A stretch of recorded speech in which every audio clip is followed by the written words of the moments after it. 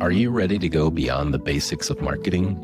I'm Alan Hart, and this is Marketing Beyond, where I chat with the world's leading chief marketing officers and business innovators to share ideas that spark change and inspire you to challenge the status quo. Join us as we explore the future of marketing and its endless potential.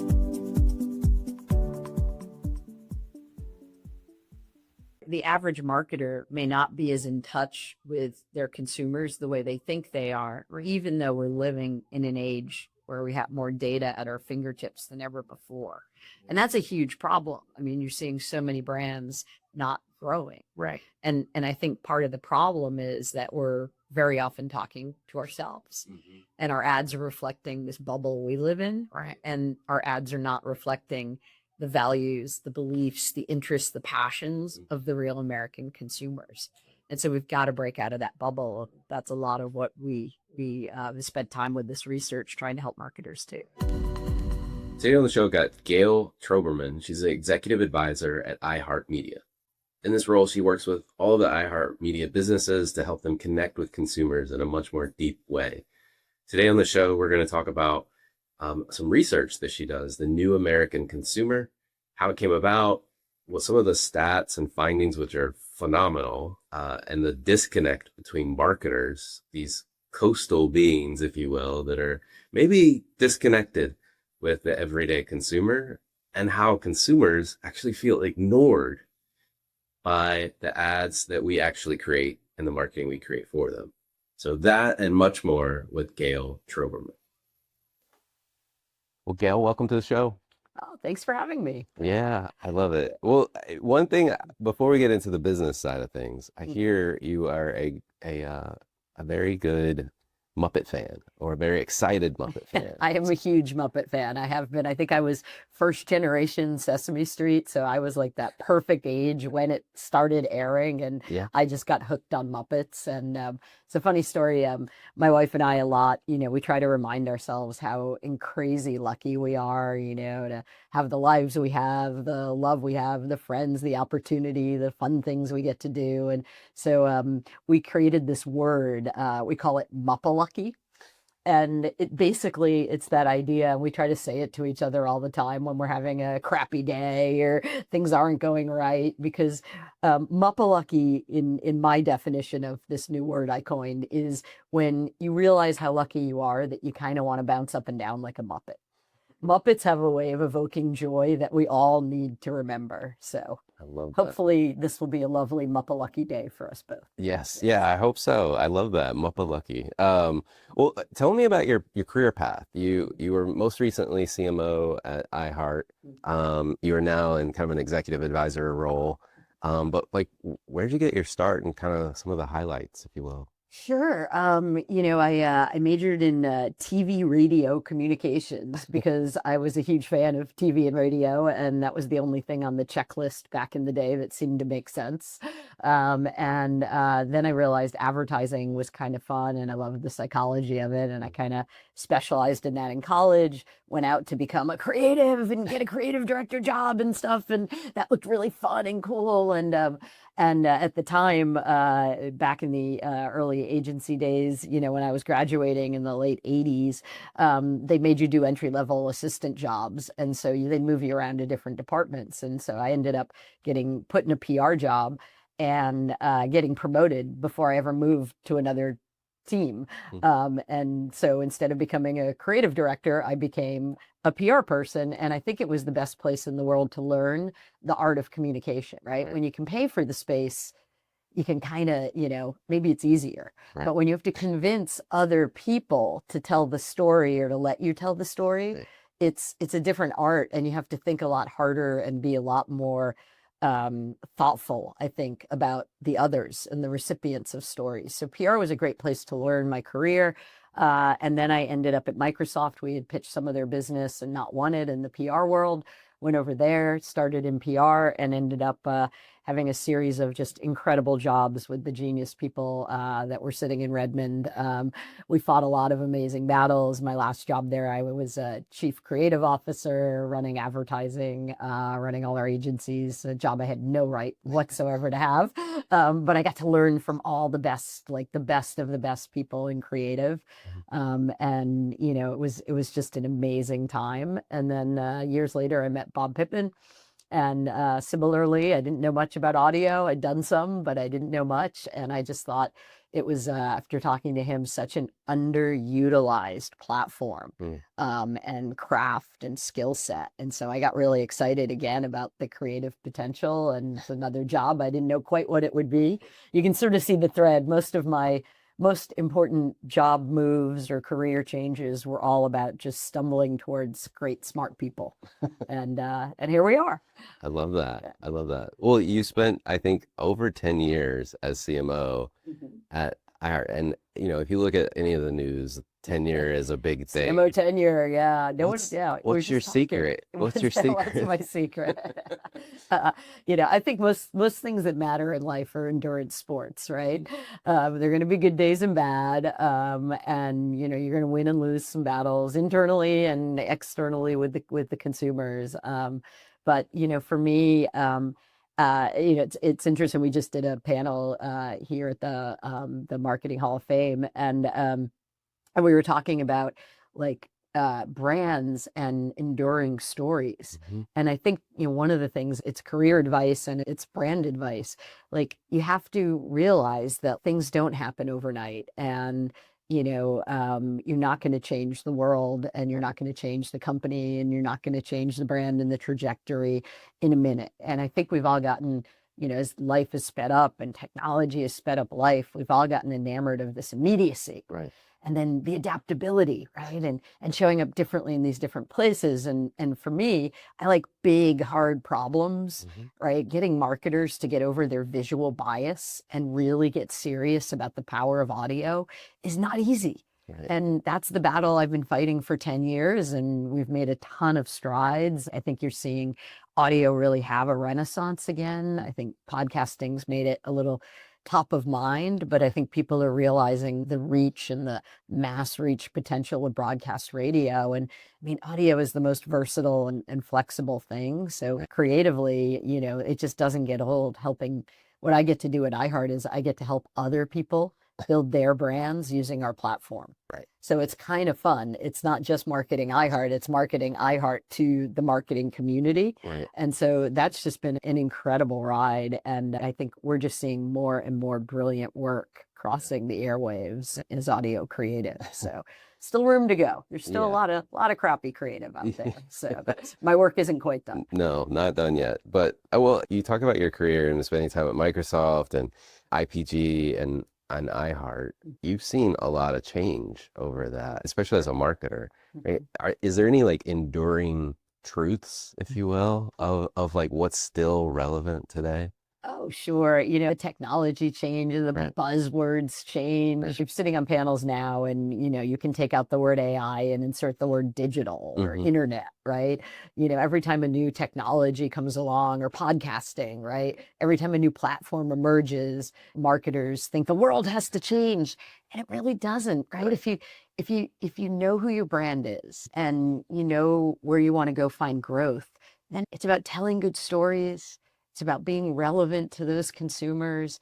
I think we've gotten so enamored. We talk a lot about this at iHeart. I think in the digital era, the biggest challenge that we face is that we somehow, because we started getting more data and being able to target more, that we started thinking the target was the only target, right? And I think we stopped talking to too many people. Right? The bullseye might be your target audience, right? And we love our target audience. We spend all this time obsessing about those archetypes and the gritty striver who loves this and that and only does these things, and the Gen Zer who loves adventure, and you know, and we put all these dimensions around the bullseye. Right. And then we forget, like, if you're a mass reach brand in America, or you want to be the biggest brand in your category, you have to talk to lot of people to grow. And if you just win the bullseye, you're not going to win. So I think we're in this world where we're, in a lot of ways, we're letting technology get in the way of growth. And, I think there's room for mass reach, big ideas that are universal. We're talking about, listing the ingredients of the Big Mac. Right? We can all still do that. Yeah. That is powerful marketing. And it didn't matter if you were a teen or a senior, you could list the ingredients of the Big Mac and it was in your head. Right. And when lunchtime came around, there's a good chance you might go buy one. Right. Right. And so I think we sometimes let new innovation get in the way of growth, right? Or we get so enamored of the technology or the opportunity that we forget any of these platforms, any of these new tools, whether it's AI or targeting, they're only as good as the stories we put out there. Right. And sometimes our growth is going to be everywhere, not just like at the bullseye. Yeah. Well, and to your point, if you want to grow, you want to grow your brand, you've got to appeal to more people. Exactly. And a lot of people are not buying you every day either.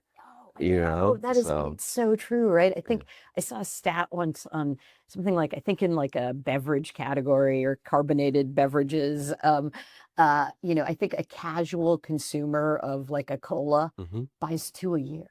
Right. So there's the person who drinks a ton of your product and you're probably overspending on them and they're buying it and they love it and they drink, several a day. And then there's this casual consumer, but you don't know when those two. So how can you be in my consideration set, right? It's funny. Bob Pittman, my boss, always says, he like goes out to dinner most nights, and his assistant will be like, "Where do you want to go tonight? You're having dinner with so and so," and he'll always be like, "I have the same 2 restaurants in my head," right? So if you're a restaurant and you can get in my head, you're going to expand that consideration set exponentially, right? And that's where creating memory structures is so important. Yeah. I think marketers are not thinking as hard as they should about neuroscience and brain science and memory structures. And that all sounds very futuristic, but it's really as simple as the jingles we all remember. Yeah. To all beef patty, special sauce, lettuce, cheese, pickles, onions, and a sesame seed bun. I don't know the last time that ad ran or when I heard it, but I still, when he mentioned it, You know it. Right? And that's when that's in your consideration set. Right? You've got to get into my memory and you've got to get in a way that you encode that and you file it. Right? And audio is so much better at that when you look at neuro studies, because, we were just saying earlier, what'd you have for breakfast? Right? If I showed you breakfast in a video spot, I'd be wrong. Right. There's a very big margin of error. If I show you a healthy thing, you had an unhealthy thing. I show you eggs, you had fruit, whatever. But if I say, "Hey, Alan, what'd you have for breakfast?" And me, a sandwich. Right. But you just, more brain cells fire. Yeah. Right. It's the power of audio. Right. And I don't think people use it well enough. Like, the power of audio is ask me a question and every listener across America is picturing their breakfast. Yes. Now, if you want to tell me, was it healthy or not? Was it too expensive? Was it on the run? Blah, blah, whatever you want to sell me, you can reach me. Yeah. Right. And I will remember it longer because I'm using more neurons because I'm picturing it myself. Like, the brain is the best production machine out there. And I just don't think we use audio the right way to just ask questions sometimes. No, I love that.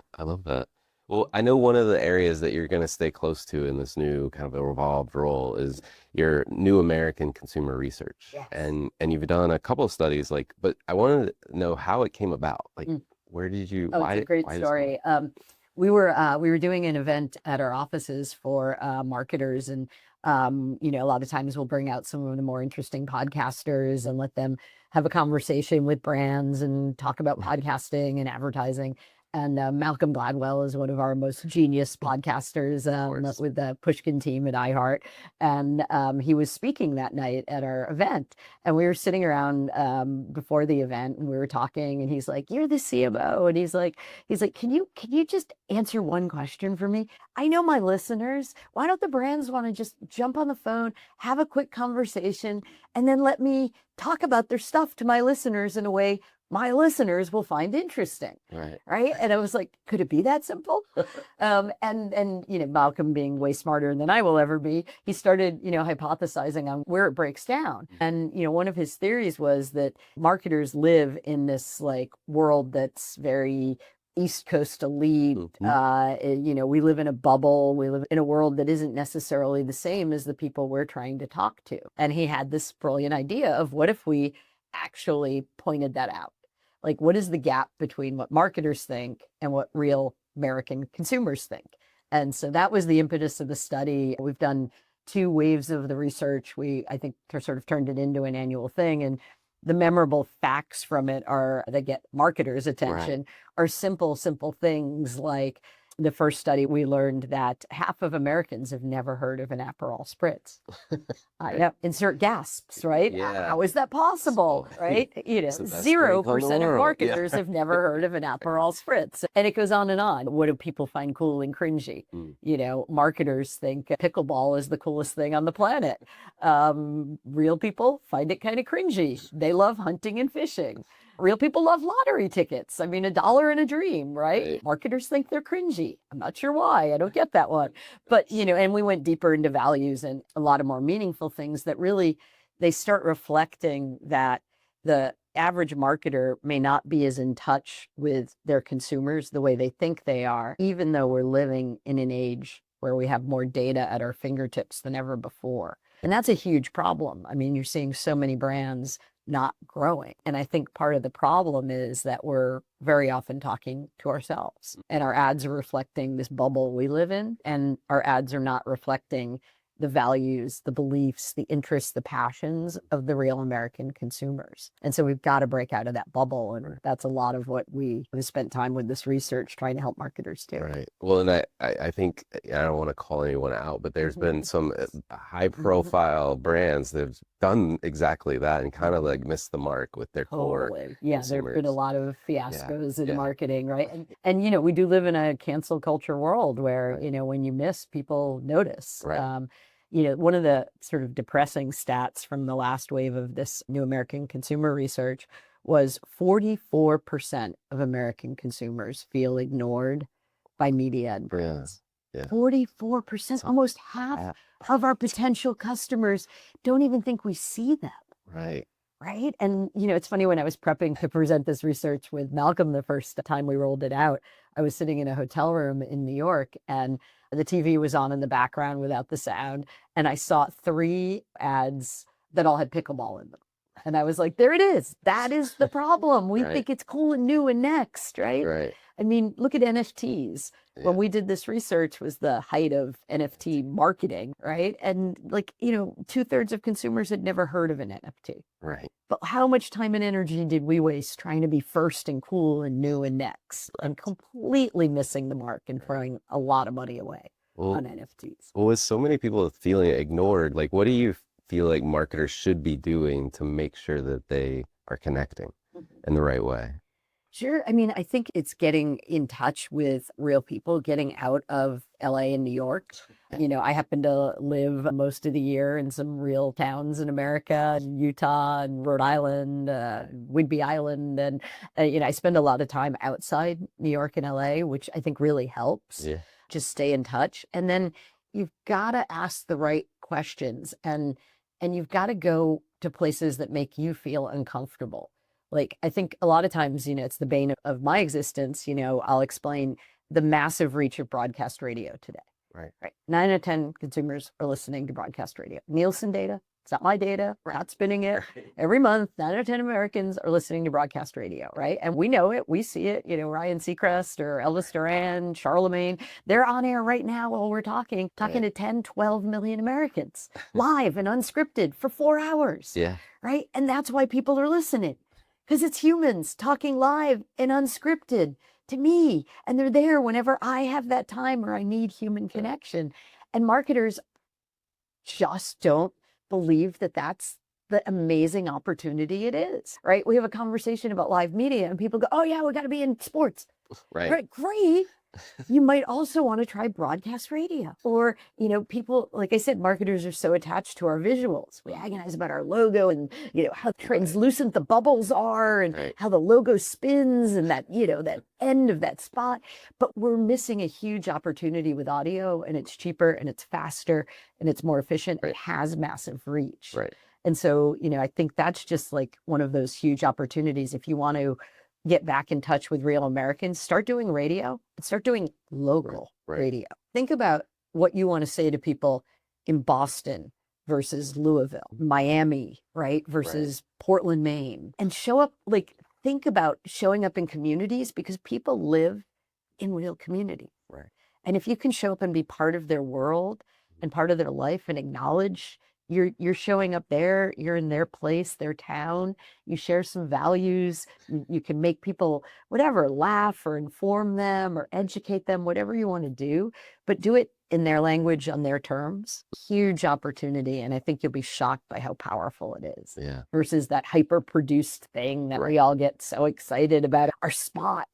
You know, there's just other ways to show up in real people's lives. And I think they'll feel seen and feel heard. Yeah. Well, I mean, you've got a zealot in audio, a podcaster. Yes, so it's you're true. talking You're to a the believer. choir. I believe in the platform. Yeah, I mean, watch it. Podcasting is the fastest growing medium, I think, in the history of media. Right. And it is the And least scripted. It's very intimate. I mean, you're literally in their ears usually. Yeah. And now everyone wants to turn audio podcasts. And I think a lot of the reason people love them is because you can multitask, right? When you go for a run and listen to a podcast, you can walk the dog and listen to a podcast. You can drive to pick up the kids from school and listen to a podcast or a radio show. Like, that's part of why people love it. They pop in and out of audio all day long as it fits into your life.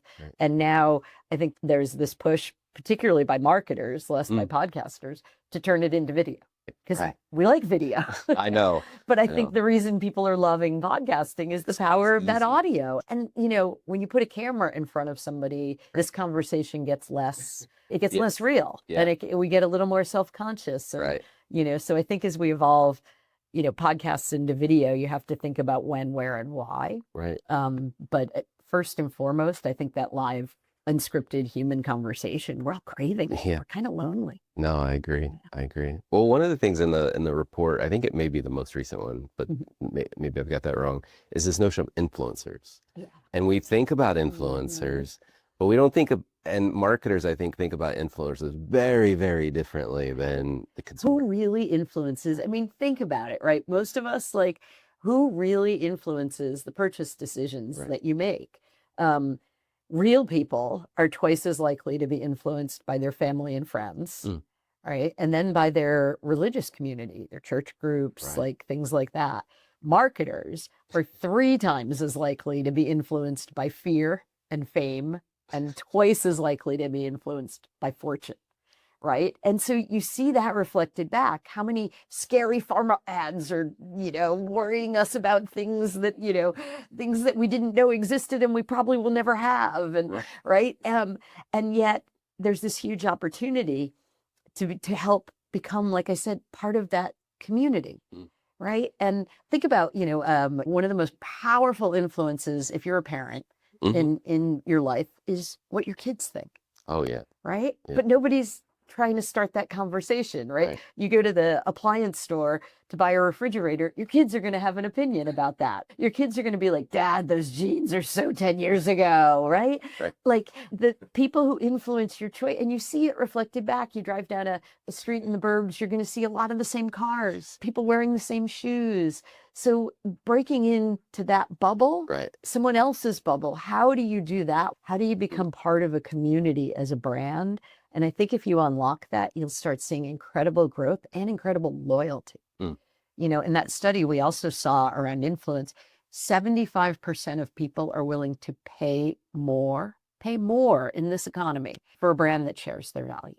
And my values are about my community, my kids, my church group, my sports team, the things I really care about. And so getting out of our bubble, we've got to stop talking to ourselves, because if you just win the marketer bullseye, you're just not going to find enough growth. So how can you just get out into the real world and real Americans and start understanding their values? I love it. I love it. Well, one other area I want to ask you about is this notion of targeted ads or AI generated whatever.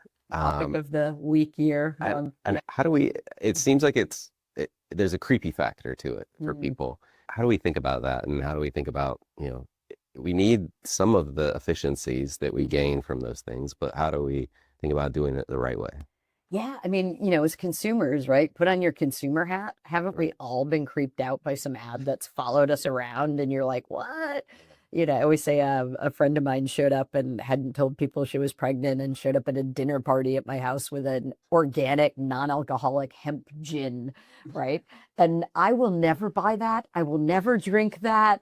And yet I, for months, was getting ads for this hemp gin, right? It was complete waste of that brand's money.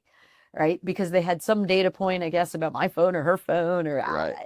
I don't even know, right, exactly how that happened, but I know it was related. Right. And it was creepy. Yeah. And so, I say this to marketers all the time. I'm like, it's great to use data. I mean, be smart, see what works, measure, optimize.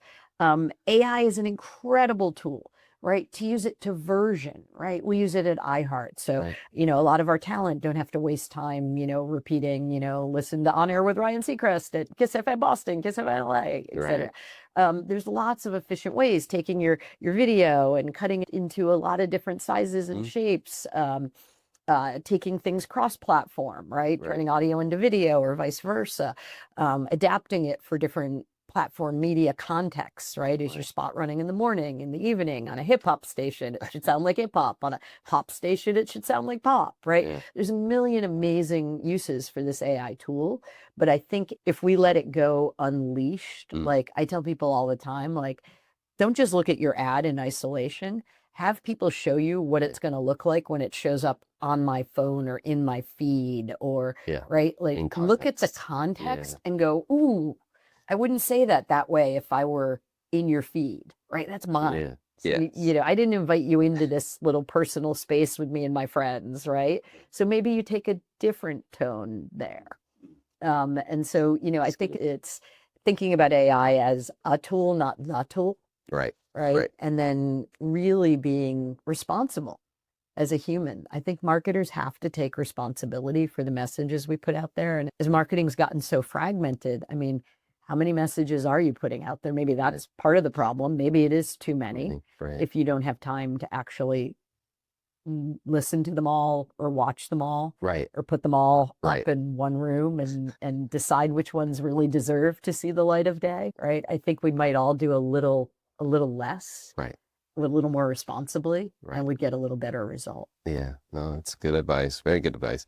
Well, one of the things I like to do is get to know you a little bit better. And so I've got a series of questions I ask everybody that comes on the show, but curious if there's been an experience of your past that defines or makes up who you are today. Yeah,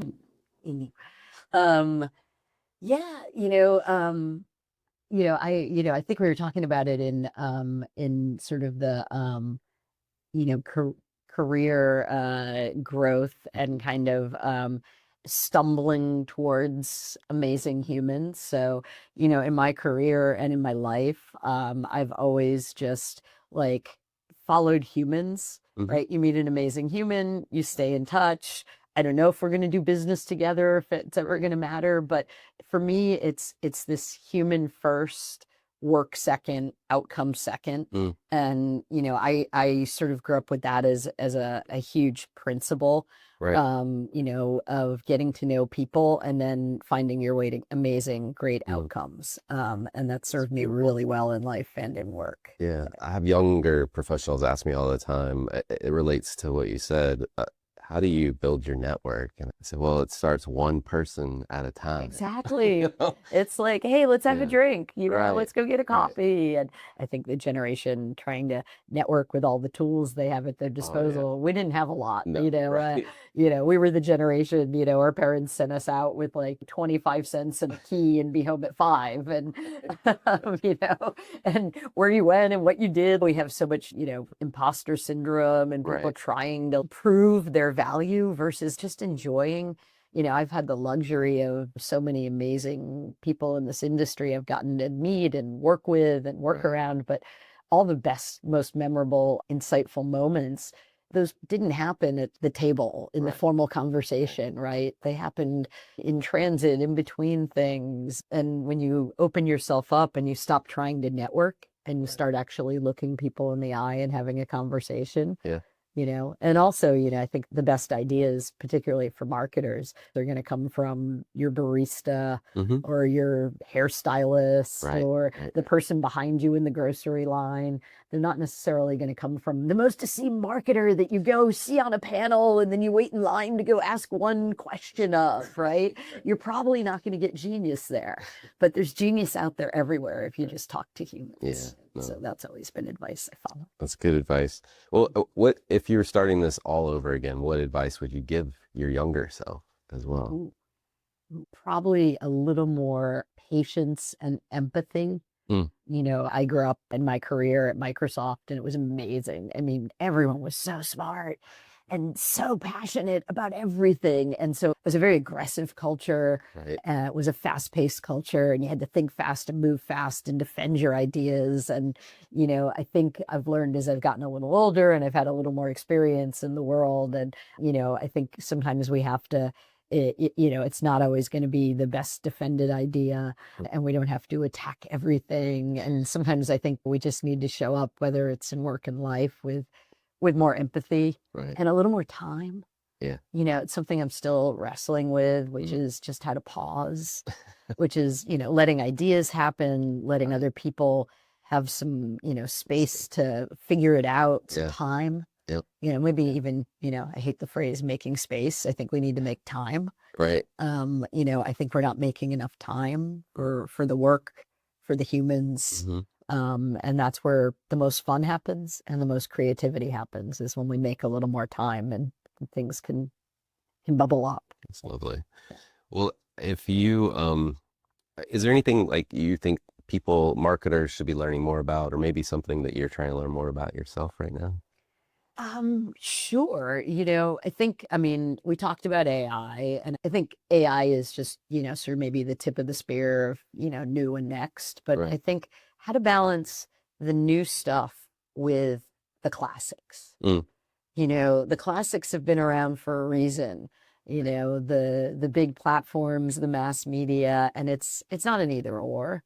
But I think, I really, and obviously I'm biased, so all of my bias too, as I talk about marketer biases, I think broadcast radio is an insanely undervalued place in a time where we're all under insane budget pressure. It's a place where you can go talk to new people. Right. And find new growth, and it can be, a tenth the cost, a tenth Right. the time. So, that's always one huge piece of advice if you haven't tested audio all up, but particularly broadcast radio, just go do it. Try a few markets. I bet you will learn some really interesting things. Yeah. And I think you'll start finding some new consumers and some new ways of connecting. I love it. Are there any trends or subcultures or anything out there in the world that you're just like curious about right now? Oh, interesting.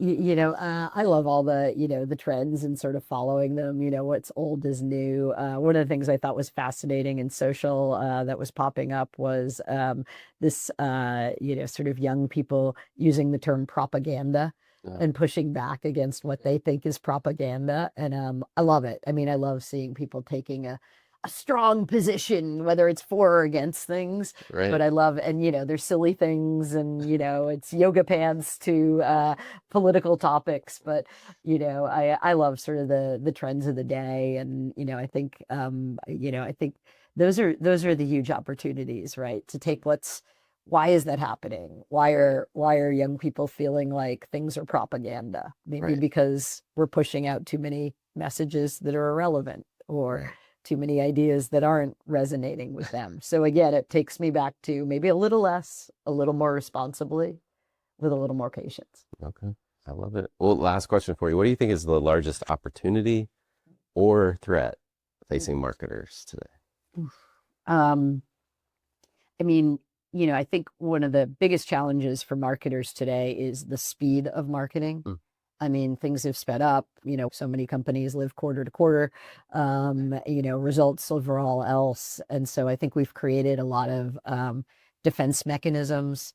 I like to call them FPIs, like fake performance indicators, right? Because we need something to show the CFO, to show the impact of what we do. And, I think we've got to get back to the ability to measure immediate outcomes, but real ones, sales, right? Growth, real immediate outcomes. And then long-term, the value of consumer engagement, loyalty, brand building, the things that are, if I can get you into our fold, you're going to buy not just 2 sodas a year, you're going to buy 2 sodas a month. And I can increase that frequency with which you buy because I'm in your community and I'm in your head. So I think we've got to admit, like, a lot of these KPIs and these things we're chasing with this huge immediacy aren't real, right? We've got these amazing KPIs. Look at, this is up, this is up, this is up, this is up. Oh no, that was the worst quarter we've had in ages, right? And so, I think we've got to, again, get back to the ability to measure near-term and long-term outcomes a little better. I love it. I love it. Well, Gayle, thank you for coming on the show today. I appreciate it. Awesome. It was fun. Awesome.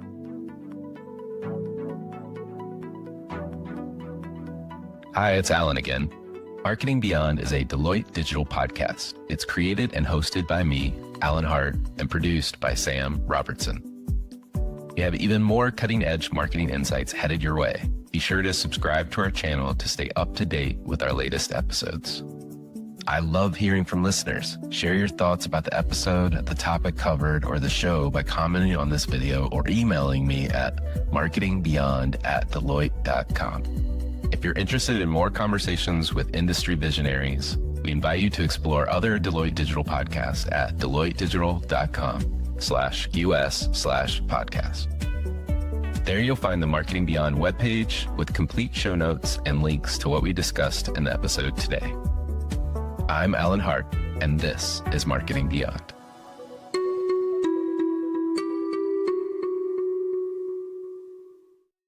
The views, thoughts, and opinions expressed are the speaker's own and do not represent the views, thoughts, and opinions of Deloitte. The material and information presented here is for general information purposes only and does not imply endorsement or opposition to any specific company, product, or service.